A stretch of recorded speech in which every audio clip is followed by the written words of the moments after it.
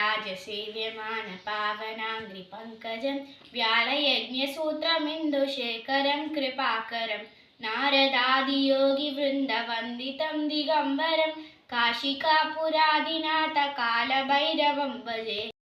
भानुकोटिभास्वरं भवाब्धितारकं परं नीलकण्ठमीप्सितार्थदायकं त्रिलोचनं कालकालमम्बुजाक्षमक्षशूलमक्षरं काशिकापुरादिनाथकालभैरवं भजे।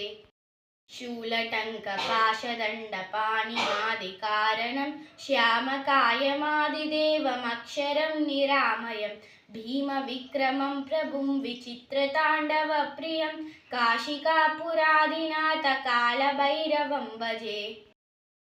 भुक्तिमुक्तिदायकं प्रशस्तचारुविग्रहं भक्तवत्सलं स्थितं समस्तलोकविग्रहं विनिक्वनन्मनोज्ञहेमकिङ्किनीलसत्कटिं काशिकापुरादिनाथकालभैरवं भजे। धर्मसेतुपालकं त्वधर्ममार्गनाशकं कर्मपाशमोचकं सुशर्मदायकं विभुं स्वर्णवर्णशेषपाशशोभिताङ्गमण्डलं काशिकापुरादिनाथकालभैरवं भजे। अट्टहासभिन्नपद्मजाण्डकोशसन्ततिं दृष्टिपातनष्टपापजालमुग्रशासनम् अष्टसिद्धिदायकं कपालमालिकाधरं काशिकापुरादिनाथकालभैरवं भजे।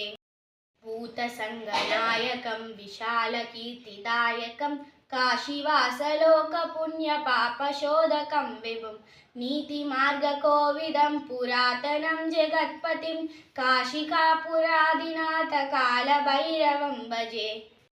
कालभैरवाष्टकं पठन्ति ये मनोहरं ज्ञानमुक्तिसाधनं विचित्रपुण्यवर्धनं शोकमोहदैन्यलोककोपतापनाशनं प्रयान्ति कालभैरवाङ्घ्रिसन्निधिं नरा ध्रुवं काशिकापुरादिनाथकालभैरवं भजे।